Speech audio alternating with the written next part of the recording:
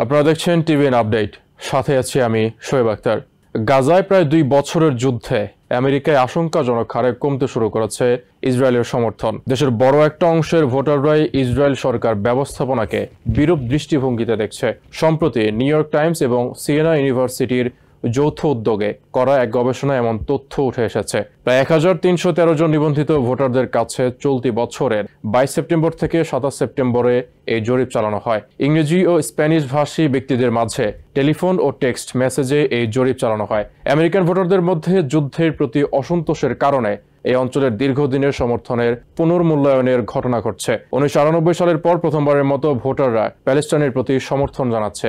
2 বছর আগে 2013 সালের 7 অক্টোবর হামাস যখন ইসরায়েলে হামলা চালিয়েছিল, তখন 47% আমেরিকান ভোটার ইসরায়েলের প্রতি সহানুভূতিশীল ছিলেন। বিপরীতে 20% ভোটারদের পাওয়া গিয়েছিল প্যালেস্টিনিয়ানদের পক্ষে।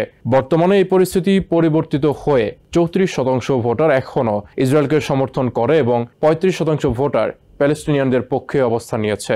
বাকি 31% ভোটার এখনও নিশ্চিত নন তারা কোন পক্ষে যাবে বা দুই পক্ষকেই সমানভাবে সমর্থন করছেন। 7 অক্টোবরের হামলার পর থেকে প্রেক্ষাপট বদলে যায়। আমেরিকান ভোটারদের একটি বড় অংশই এখন ইসরায়েলকে অতিরিক্ত অর্থনৈতিক ও সামরিক সহায়তা পাঠানোর বিরোধী। প্রতি 10 জন ভোটারদের মধ্যে 6 জন মনে করেন ইসরায়েলের এখন সামরিক অভিযান বন্ধ করা উচিত। এমনকি হামাস নির্মূল না হলেও এবং ইসরায়েলি বন্দীরা মুক্তি না পেলেও হামলা বন্ধ হওয়া উচিত বলে মনে করেন তারা। একই সঙ্গে দেশের শতকরা 40% ভোটারও মনে করেন গাজায় নিরীহ মানুষদের হত্যা করছে ইসরায়েল, যা 2023 সালের জরিপের তুলনায় প্রায় দ্বিগুণ। জরিপটি আমেরিকা ইসরায়েল জোটের জন্য চ্যালেঞ্জিং ভবিষ্যতের ইঙ্গিত দিচ্ছে। 1948 সালের পর আমেরিকার বিদেশি সহায়তার সবচেয়ে বড় অংশই ইসরায়েলে যাচ্ছে। এর ফলে কয়েক শত বিলিয়ন ডলারের সহায়তা পেয়ে আসছে ইসরায়েল।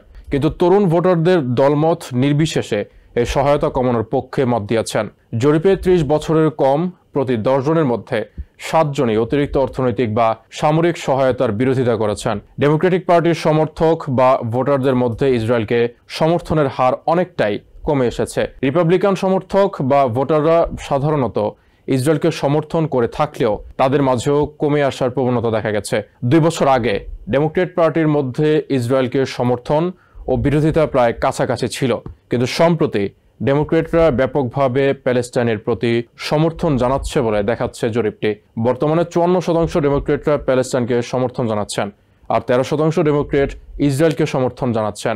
ডেমোক্রেটদের 10 জনের মধ্যে 8 জনেরও বেশি বলছেন ইসরায়েলের উচিত যুদ্ধ বন্ধ করা, এমনকি যদি দেশটি তার লক্ষ্য অর্জন করতে না পারে, যা 2 বছর আগের প্রায় 60% তুলনায় অনেকাংশেই বেড়েছে। ডেমোক্রেটদের 10 জনের মধ্যে 6 জন মনে করেন ইসরায়েল ইচ্ছাকৃতভাবে সাধারণ মানুষ হত্যা করছে।